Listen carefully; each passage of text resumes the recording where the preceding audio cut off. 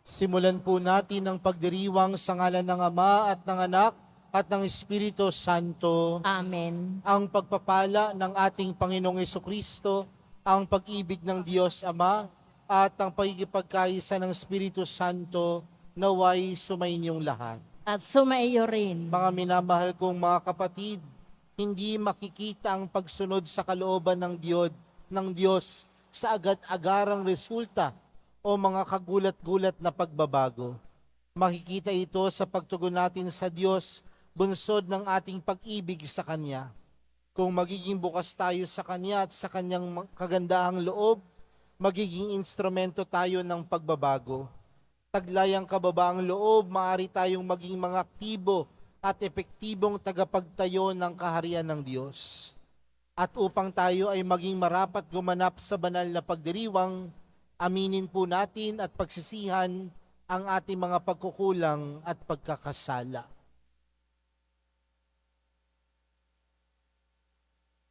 Inaamin ko sa makapangyarihang Diyos at sa inyo mga kapatid, na lubha akong nagkasala sa isip, sa salita at sa gawa at sa aking pagkukulang. Kaya isinasamo ko sa mahal na Birheng Maria, sa lahat ng mga anghel at mga banal, at sa inyo mga kapatid, na ako'y ipanalangin sa Panginoong ating Diyos. Kaawaan tayo ng makapangyarihang Diyos, patawarin tayo sa ating mga kasalanan, at patnubayan tayo sa buhay na walang hanggan. Amen. Panginoon, kaawaan mo kami. Panginoon, kaawaan mo kami. Kristo, kaawaan mo kami. Kristo, kaawaan mo kami. Panginoon, kaawaan mo kami. Panginoon, kaawaan mo kami.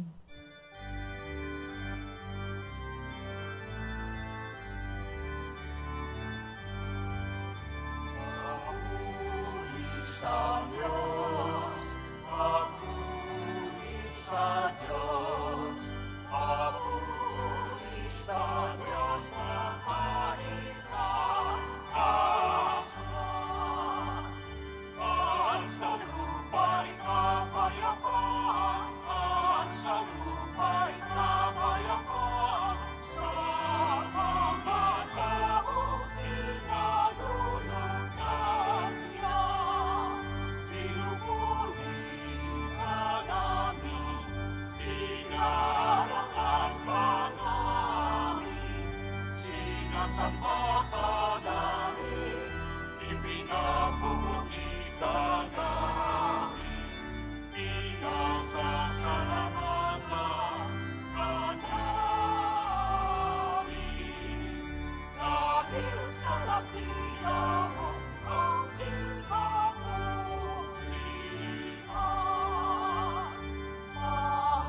Panginoon Diyos, dahilang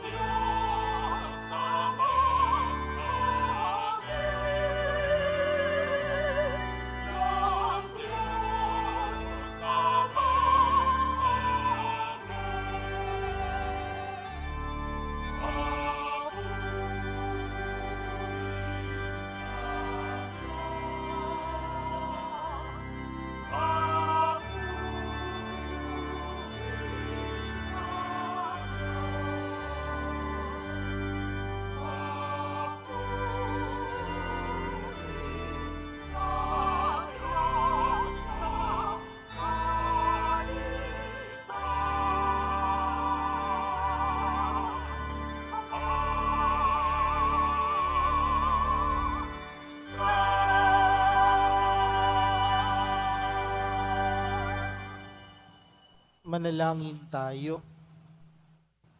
Ama naming makapangyarihan, lakas ka ng mga walang inaasahan kundi ikaw. Ang pagload namin ay iyong pagbigyan, sapagkat kami mga tao lamang na pawang may hina kapag iyong iniwanan. Kaya naman kami lagi mong tulungan upang sa pagtupad ng iyong mga kautusan, ikaw ay aming mabigyang kasiyahan sa aming iniisip at ginagawa araw-araw. Sa pamamagitan ni Jesucristo, kasama ng Espiritu Santo, magpa sa walang hanggan. Amen. Magsiupo ang lahat.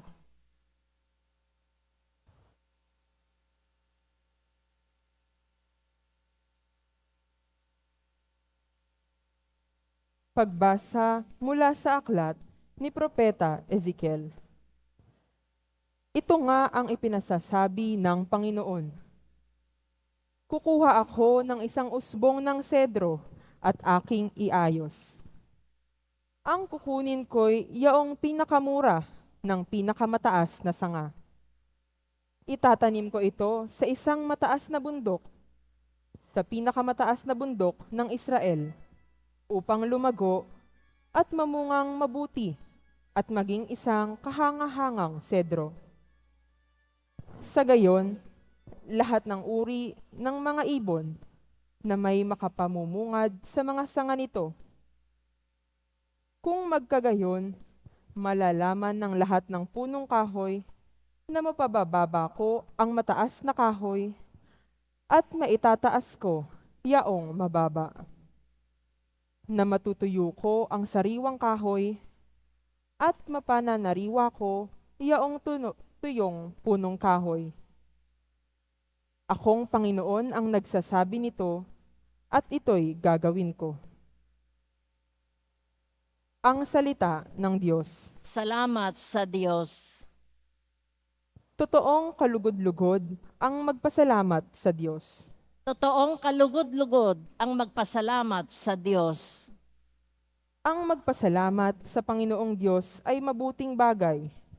Umawit na lagi, purihin ang ngalang kataas-taasan. Pag-ibig niyang wagas ay dapat ihayag kung bukhang liwayway. Pagsapit ng gabi, ang karapatan niya'y ihayag din naman. Totoong kalugod-lugod ang magpasalamat sa Diyos. Katulad ng palma, ang taong matuwid, tatatag ang buhay. Parang mga sedro, kahoy sa Libano, lalagong mainam. Parang punong kahoy na doon natanim sa tahanan ng Diyos. Sa banal na templo, ito ay lalago na nakalulugod. Totoong kalugod-lugod ang magpasalamat sa Diyos. Tuloy ang pagbunga, kahit na ang punong ito ay tumanda. Lunti at matatag, at ang dahon nito ay laging sariwa. Ito'y patotoo na ang Panginooy tunay na matuwid. Siya kong sanggalang, matatag na batong walang bahid dungis. Totoong kalugod-lugod ang magpasalamat sa Diyos.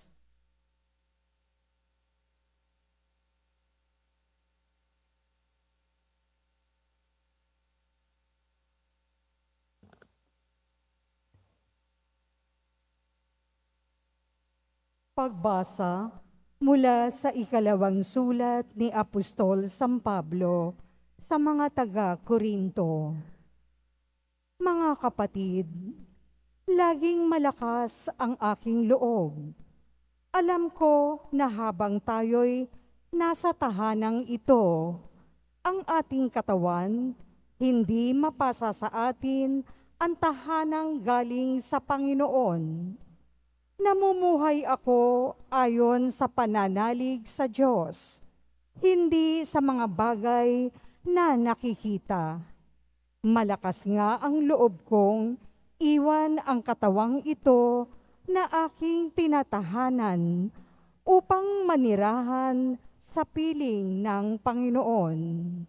Kaya naman, ang pinakananais ko ay maging kalugod-lugod sa Kanya, sa tahanang ito at doon man sa langit. Sapagkat bawat isa ay haharap sa hukuman ni Kristo upang tumanggap ng kaukulang ganti sa kanyang ginawa. Mabuti man o masama, nang siya'y nabubuhay pa sa daigdig na ito. Ang salita ng Diyos. Salamat sa Diyos. Magsitayo ang lahat.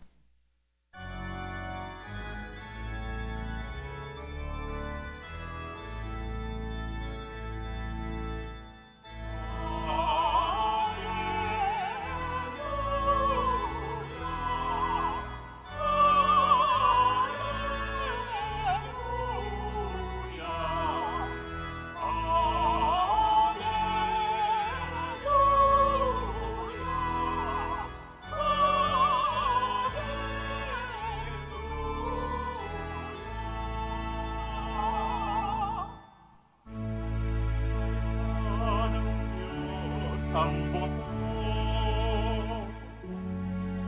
at tanim ni Jesucristo upang tumubo sa tao.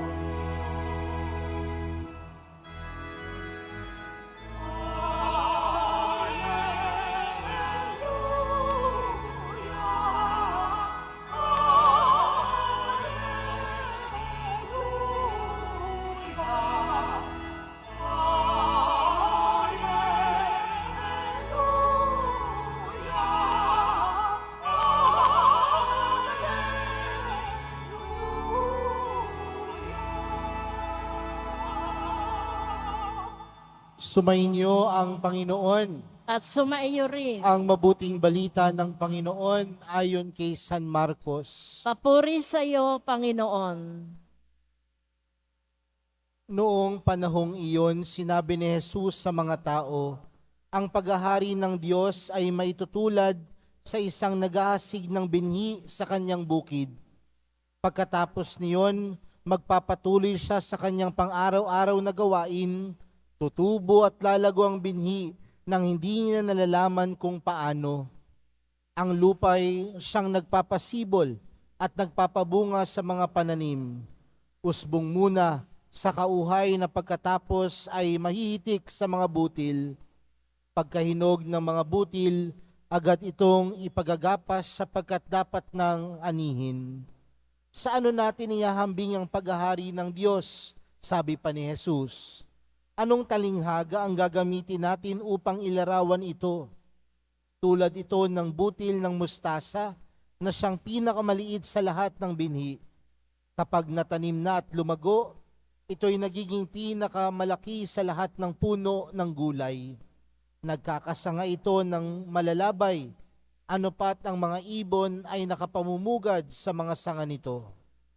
Ang salita'y ipinangaral ni Jesus sa kanila sa pamamagitan ng maraming talinghagang tulad nito, ayon sa makakaya ng kanilang pangunawa. Hindi siya nangaral sa kanila nang hindi gumagamit ng talinghaga, ngunit ipinaliwanag niya ng sarilinlan sa kanyang mga alagad ang lahat ng bagay. Mga kapatid, ang mabuting balita ng Panginoon. Pinupuri ka namin, Panginoong Hesukristo. Magsiupo ang lahat. Magandang umaga po sa inyong lahat.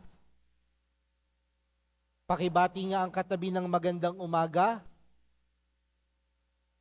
Mga kapatid, sa araw na ito, tayo ay natitipon sa banal na Eukaristiya ngayong 11 linggo sa karaniwang panahon. Isang bagay po ang marahil mapapansin natin sa takbo ng mundo natin ngayon. Lahat gustong mabilisan. Lahat napakabilis ng takbo. Kung mapapansin po natin sa teknolohiya, napakabilis din pong magpalit ng bagay. Kung yung binili mong cellphone noong nakaraang taon, marahil ngayon luma na yan. Marahil nga ngayon obsolete na yan. Kasi meron ng mas bago, meron ng mas maganda dahil sa bilis ng takbo ng teknolohiya. Pero hindi lamang teknolohiya ang pagbabago, maraming mga bagay ang nagbabago ng mabilis sa mundo natin ngayon. Kaya ang mga tao sa panahon natin ngayon, gusto lahat ng bagay mabilisan. Gusto lahat ng bagay madalian. Dati kapag gusto mong uminom ng masarap na kape, kailangan ka pang magiling ng kape. Pero ngayon, maglalagay ka na lang na mainit na tubig, kinatamaran mo pa. Di ba? Dati kapag ikaw ay manliligaw sa iyong iniirog, anong dapat mong gawin? Mag-igib ng tubig. Diba? Ano pa ba? Magpadala ng tsokolate. Magpadala ng rosas. Magharana. Pero ngayon, ka-text mo lang ngayon, kinabukasan, kinasal ka na. Kinabukasan, hiwalay na. Dahil lahat nga mabilis. Gusto natin lahat mabilisan. Gusto natin lahat paspasan. Dahil para sa atin, kung tayo ay naghihintay, sayang ang oras. Pero mga kapatid, sa atin pong ebanghelyo para sa araw na ito, tila merong tinuturo sa atin si Jesus. Ang paghihintay, dahil gusto niyang ipaalala sa atin na ang lahat ng bagay merong proseso, merong dinadaanan. Kasi kapag ang isang bagay minadali, minsan ang isang bagay na minadali o hindi pinag-isipan, hindi dumaan sa proseso, minsan hindi maganda ang kinalalabasan. Tingnan po natin sa prutas. Kapag ang prutas, hinog sa pilit, kung tawagin natin, anong lasa po ng prutas na ito? Mapakla, matabang, maasim, dahil hinog sa pilit. Pero kapag ang isang prutas dumaan sa tamang proseso, ang kanyang pagkahinog, anong lasa ng prutas? Masarap, matamis. Mga kapatid, sa buhay natin, lahat tayo dumaan sa pagiging maliit. At ang lahat ng dumaan sa pagiging maliit, balang araw sila ay lumalago. Pero kung papansinin natin yung pagiging matagumpay sa kanilang buhay, hindi naman yan minadali. Pinaghirapan, pinagtrabahuhan. Dahil kapag yan minadali mo sa iyong buhay, naniniwala po ako na may anomalya dyan. Kaya po sa araw na ito mga kapatid, pinapaalalahanan po tayo na ang bawat isa sa atin nanggaling sa pagiging maliit.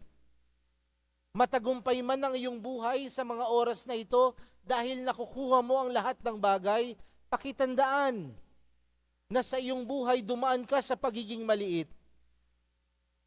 At kung ikaw ay dumaan sa pagiging maliit, isang disposisyon lamang ang dapat na pinapaalala sa iyo ng Panginoon sa araw na ito. Ano po yun? Kapakumbabaan. Kung sa mga oras na ito,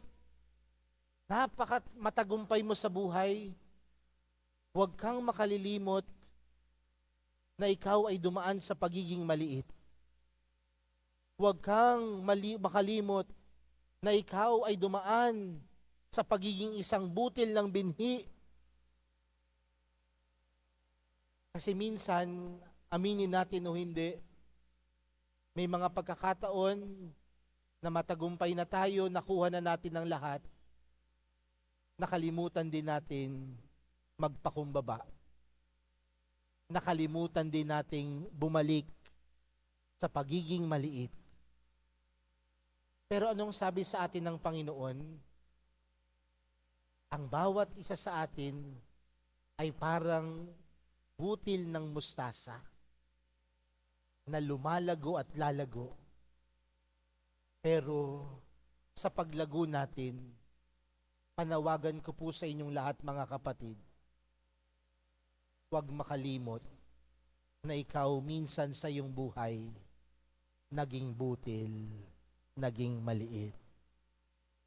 Dahil oras na makalimot ka, nagiging mayabang ka.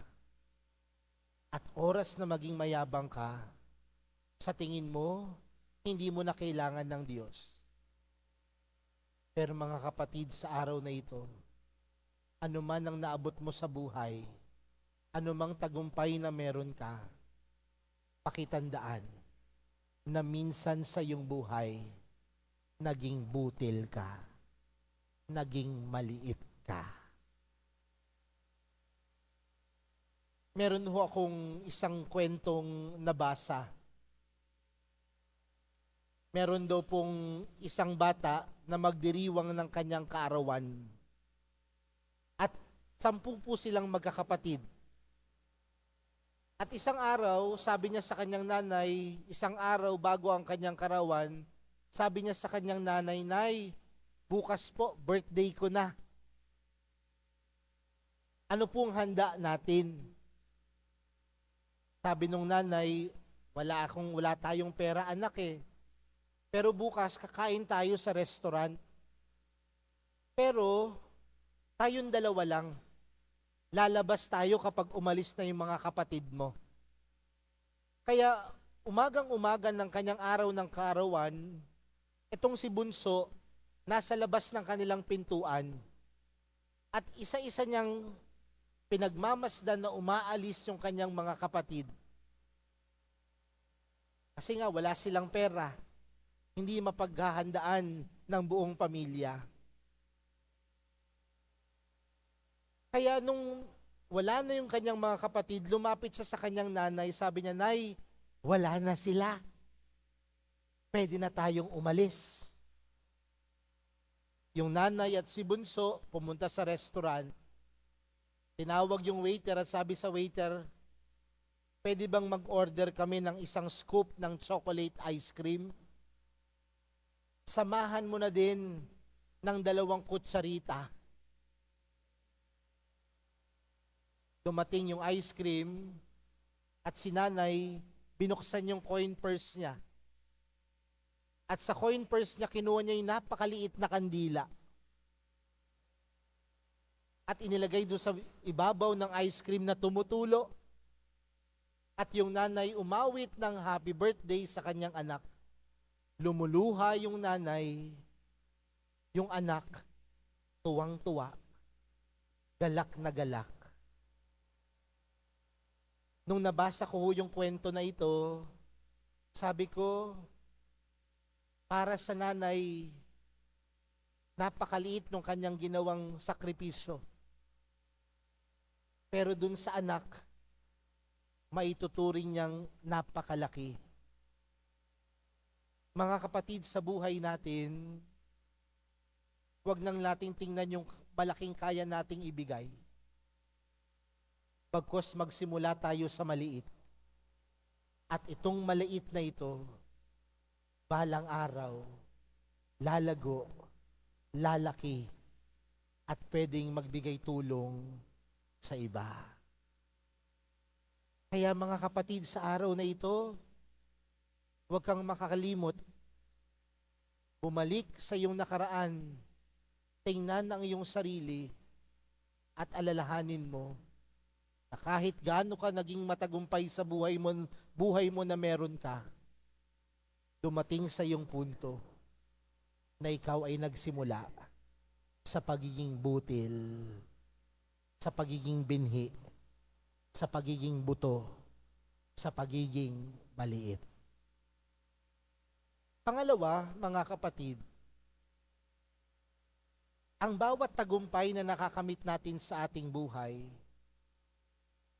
ay hindi lamang dahil tayo ay magaling.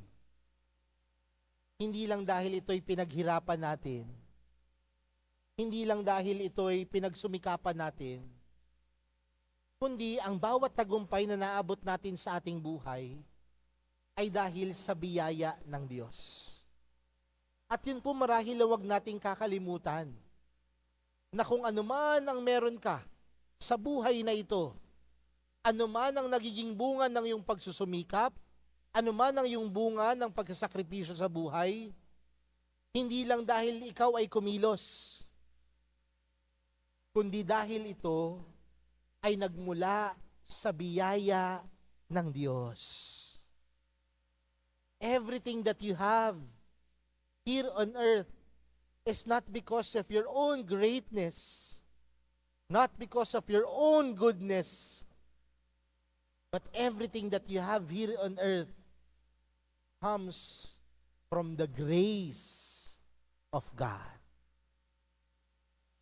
Kaya nga sa araw na ito, sa ebanghelyong binanggit sa atin ng Panginoon, yung nagkalat ng binhi, nagulat na lamang siya. Bakit?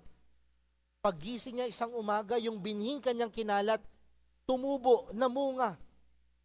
Hindi naman niya inalagaan. Pero bakit namunga at bakit tumubo ang mga binhi? Dahil sa Diyos. At sa buhay natin mga kapatid, laging kumikilos ang Diyos.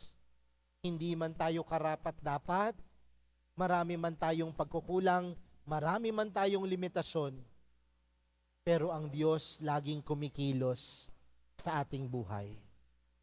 At ang pagkilos ng Diyos, nagkakaloob sa atin ng biyaya.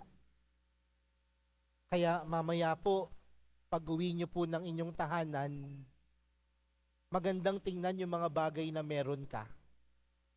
At tingnan mo yung mga bagay na meron ka.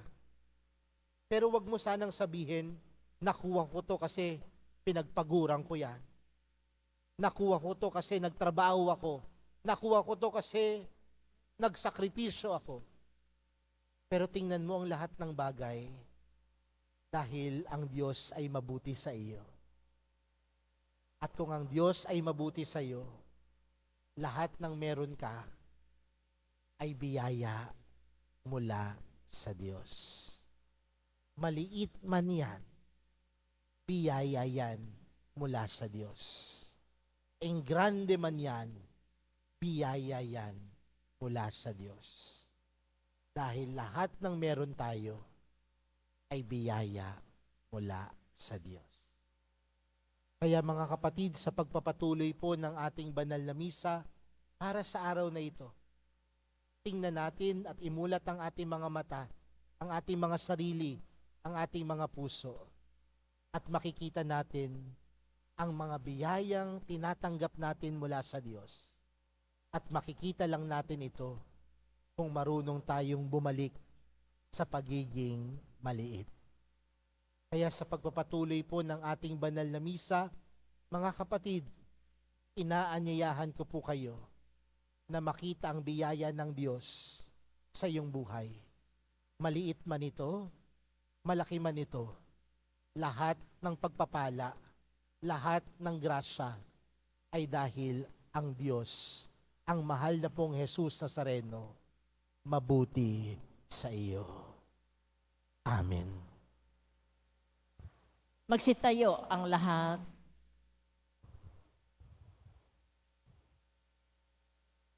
Sumasampalataya ako Sa Diyos amang makapangyarihan sa lahat, na may gawa ng langit at lupa. Sumasampalataya ako kay Jesucristo, iisang anak ng Diyos, Panginoon nating lahat, nagkatawang tao siya lalang ng Espiritu Santo, ipinanganak ni Santa Mariang Birhen, pinagpakasakit ni Poncio Pilato, ipinako sa krus na matay inilibing, nanaog sa kinaroroonan ng mga yumao, nang may ikatlong araw na buhay na mag-uli, umakyat sa langit, naluluklok sa kanan ng Diyos amang makapangyarihan sa lahat.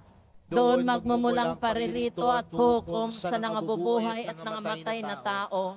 Sumasampalataya naman ako sa Diyos Espiritu Santo, sa banal na simbahang katolika, sa kasamahan ng mga banal, sa kapatawaran ng mga kasalanan, sa pagkabuhay na muli ng namatay na tao, at sa buhay na walang hanggan. Amen. Minamahal kong mga kapatid, isamo natin sa Ama ang patuloy na paglago ng paghahari ng Diyos dito sa lupa, ang paghahari ng katarungan, kapayapaan, pagkakapatiran at pag-ibig. Ang ating panalangin, Panginoon, dinggin mo ang aming panalangin. Panginoon, dinggin mo ang aming panalangin.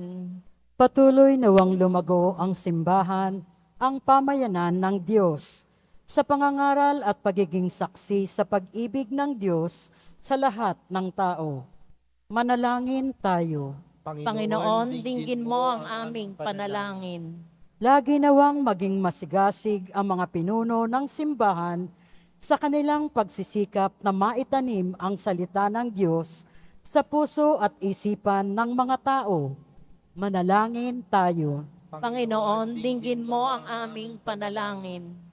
Gamitin nawa ng mga namumuno sa pamahalaan ang kanilang kapangyarihan tungo sa tapat at epektibong paglilingkod sa mamamayan.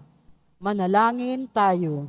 Panginoon, dinggin mo ang aming panalangin. Gamitin nawa ng mga nagtatrabaho sa media ang kanilang tungkulin sa pagpapahayag ng katotohanan nang walang kinikilingan at para sa kabutihan ng bayan. Manalangin tayo. Panginoon, dinggin mo ang aming panalangin. Makadawa ng pag-asa ang mga may sakit, mga naghihingalo, mga naghihirap at mga biktima ng pang-aabuso sa tulong ng kanilang komunidad at ng mga mahal nila sa buhay. Manalangin tayo. Panginoon, dinggin mo ang aming panalangin. Ama namin, dinggin mo ang aming mga kahilingan at gawin mo kaming karapat-dapat sa mga pagpapala mo, alang-alang kay Kristong aming Panginoon. Amen. Magsiupo ang lahat.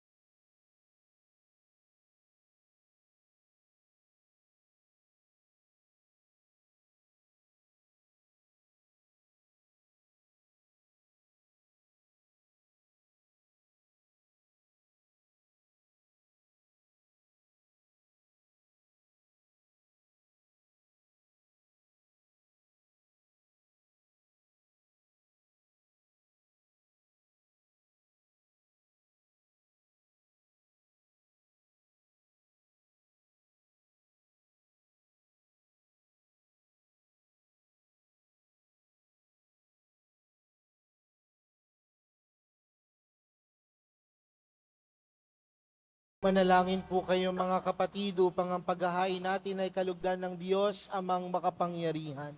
Tanggapin nawa ng Panginoon ito paghahain sa iyong mga kamay, sa kapurihan niya at karangalan sa ating kapakinabangan at sa buong sambayanan niyang banal. Ama naming lumikha, kami ginawa mong mga angking katauhan na dapat pakainin at pangalagaan at ang iyong dinudulutan ng banal na paikinabang.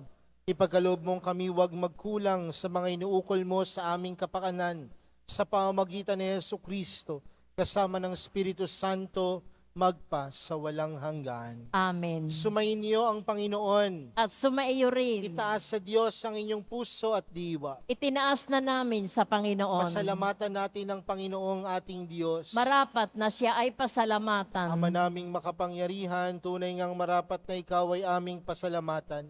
Nasa iyo ang aming buhay, pagkilos at pag-iral. Sa pamumuhay namin araw-araw, tinatamasa namin ang iyong pagmamahal.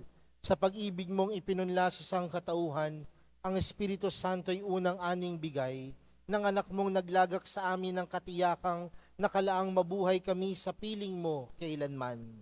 Kaya kaisa ng mga anghel na nagsisiawit ng papuri sa iyo, nang walang humpay sa kalangitan, kami nagbubunyi sa iyong kadakilaan.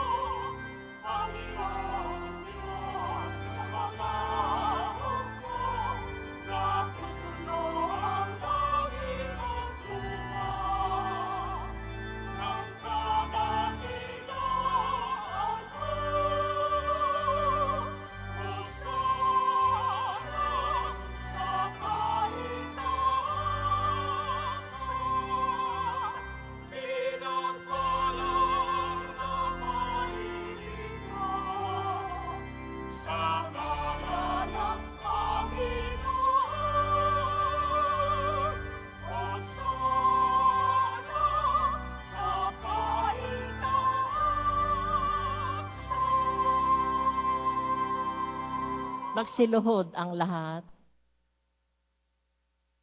Ama naming banal, ikaw ang bukal ng tanang kabanalan, kaya't sa pamagitan ng iyong Espiritu, gawin mong banal ang kaloob na ito upang para sa amin maging katawan at dugo ng aming Panginoong Heso Kristo.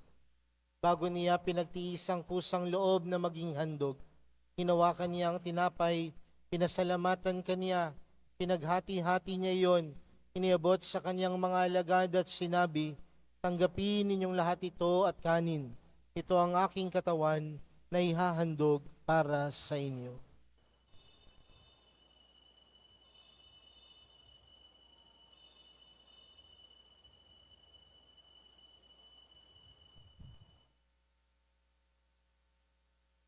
Gayon din naman noong matapos ang hapunan, hinawakan niya ang kalis, muli kaniyang pinasalamatan.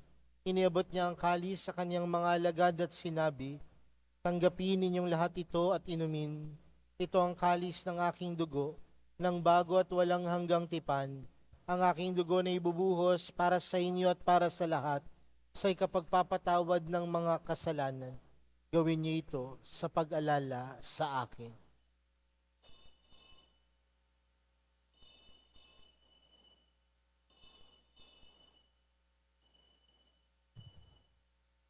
Magsitayo ang lahat. Ipagbunyi natin ang misteryo ng pananampalataya. Si Kristo'y namatay, si Kristo'y nabuhay, si Kristo'y babalik sa wakas ng panahon. Ama, ginagawa namin ngayon ang pag-alala sa pagkamatay at muling pagkabuhay ng iyong anak. Kaya't inaalay namin sa iyong tinapay na nagbibigay buhay at ang kalis na nagkakaloob ng kaligtasan. Kami nagpapasalamat dahil kami iyong minarapat na tumayo sa harap mo para maglingkod sa iyo. Isinasamo namin kaming magsasalo-salo sa katawan at dugo ni Kristo ay mabuklod sa pagkakaisa sa pamamagitan ng Espiritu Santo. Ama, lingapin mo ang iyong simbahang laganap sa buong daigdig. Puspusin mo kami sa pag-ibig kay San Francisco na aming Papa at ni Jose na aming Obispo at ng Tanang Kaparian. Alalahanin mo rin ang mga kapatid naming nahimlay nang may pag-asang sila'y muling mabubuhay, gayon din ang lahat ng mga pumanaw. Kaawaan mo sila at patuloyin sa iyong kaliwanagan. Kaawaan mo at pagindapatin kaming lahat na makasalo sa iyong buhay na walang wakas.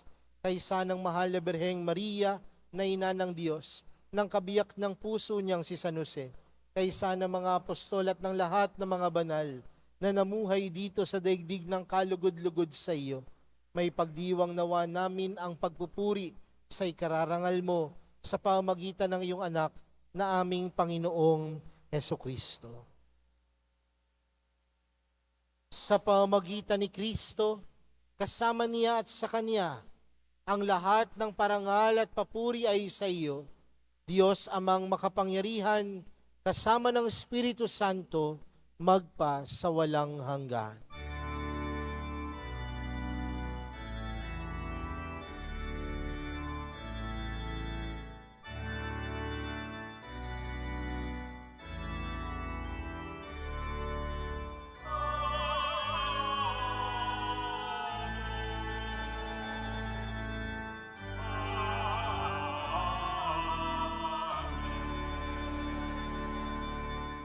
Sa tagubilin ng mga nakagagaling na utos at turo ni Jesus na Panginoon natin at Diyos, ipahayag natin ng lakas loob.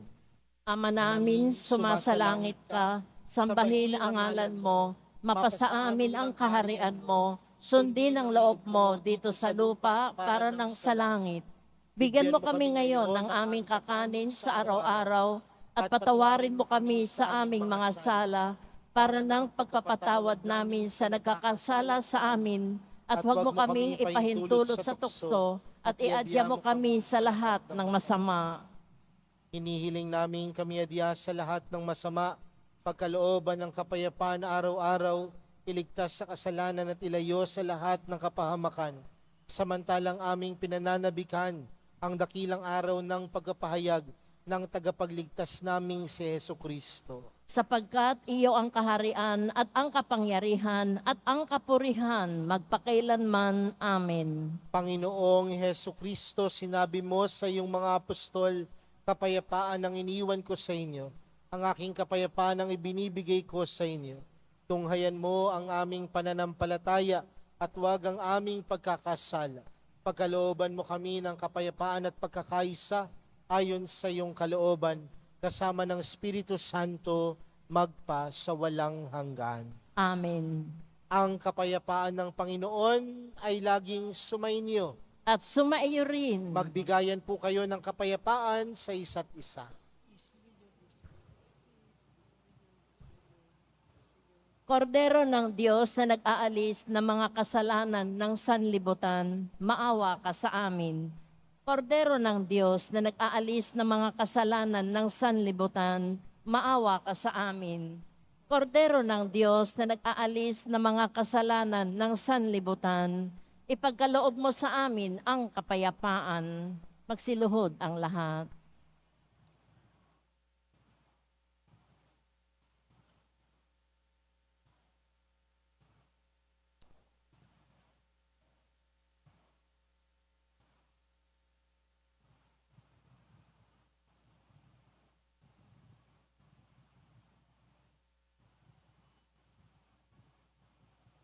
Narito si Jesus, ang kordero ng Diyos.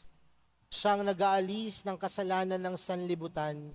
Mapalad ang mga inaanyayahan sa kaniyang piging. Panginoon, hindi ako karapat-dapat na magpatuloy sa iyo, ngunit sa isang salita mo lamang ay gagaling na ako.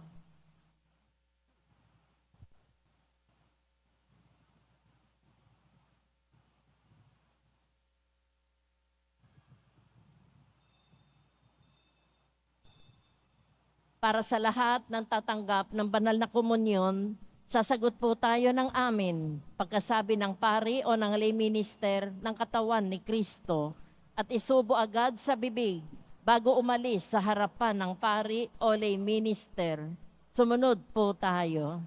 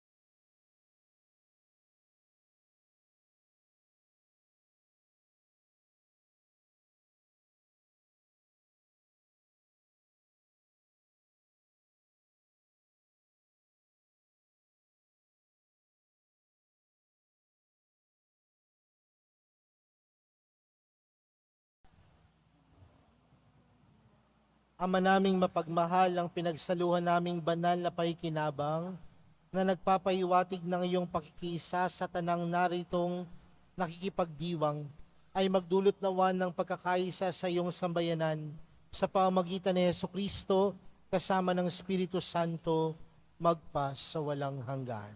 Amen. Sumainyo ang Panginoon. At sumaiyo rin. Mahal na pong Jesus Nazareno, inihayag mo sa pamamagitan ng krus ang walang maliw na pag-ibig ng Diyos sa sangkatauhan.